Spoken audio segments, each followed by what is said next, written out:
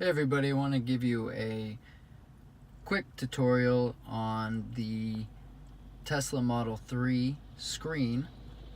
On the left hand side you can see that your car, where you can open the frunk, the charge port, and also the trunk. Your backup camera is located here. Your charger, how much of a charge you have, your miles, the ability to set your limit, where Tesla recommends you are for your daily commute, and also where to charge to if you're going for a trip and you need a longer charge. You also have the voice activation controls, where you can tell the car to call somebody or put on a particular station for you. The screen here is absolutely fantastic. It's very quick and responsive. You can change the orientation of the map. It will show you traffic in real time. Your navigation, which can be controlled here. You can change to a satellite view, as well as turn on and off the traffic function, as well as different chargers in the area, where it will tell you where they are, how to get there, so it'll navigate you to your chargers if needed. With the superchargers, let me go back to that. For your superchargers in the area, for example, it will show you how many are there and how many are open. So 5 out of 16 stalls are currently available in the Culver City Fox Hill Mall location, as an example. The screen is just absolutely so fast, very quick and responsive. The cog here controls different navigation functions, such as your trip planner, online routing, the ability to change a route if it saves a certain amount of time, which you can set, and also to show the estimated round trip energy. If going on a long trip, it'll tell you what percentage of your battery you'll have when you get there, but also when you get back as well. Going to the car functions here, we have our quick controls, where we can control the exterior lights, adjustments that can be made to the side mirrors through the steering wheel, and also the steering wheel to bring it up, down, forward or back, folding of your side mirrors, your window lock, and also the display brightness, which you'll see in a second that I have on auto. Here are your lights again, exterior but interior as well. Locks, the different phones that can be controlled and which ones are paired, which you can turn on or off as needed. Display mode, again, I have it on auto, so if anything changes, let's see if you guys can see that there through brightness. I'm going to try to change it here and turn on a light. You can see it auto correct itself. Unfortunately, it's not doing it now, but if driving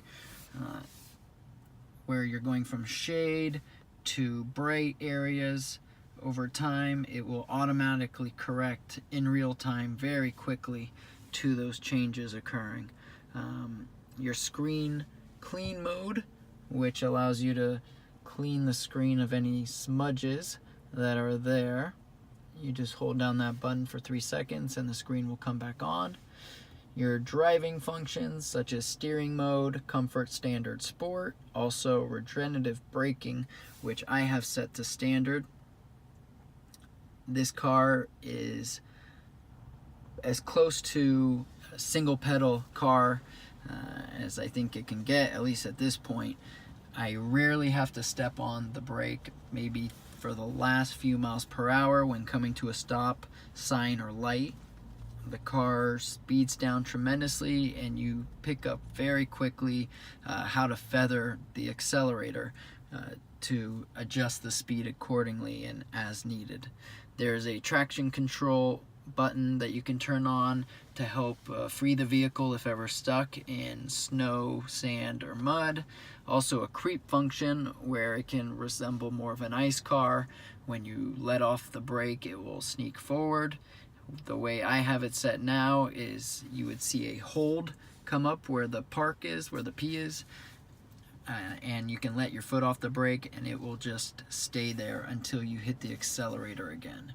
Next is your autopilot functions, where you can change your cruise follow distance, auto steer, which can only be controlled when the car is on or off, meaning you can adjust or turn it on or off, this function here, when the car's parked, not while driving.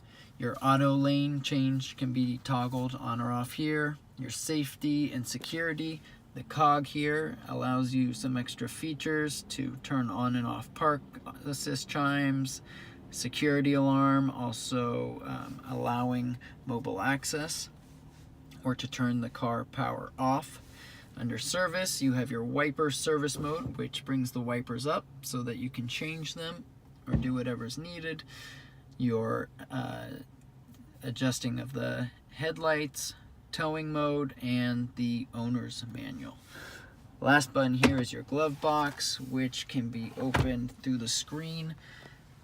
Somebody who got into an accident, their screen broke and they were not able to access the contents in the glove box, so Elon tweeted them back saying he will make an adjustment to the software where if the car is in an accident, it will open up the glove box automatically.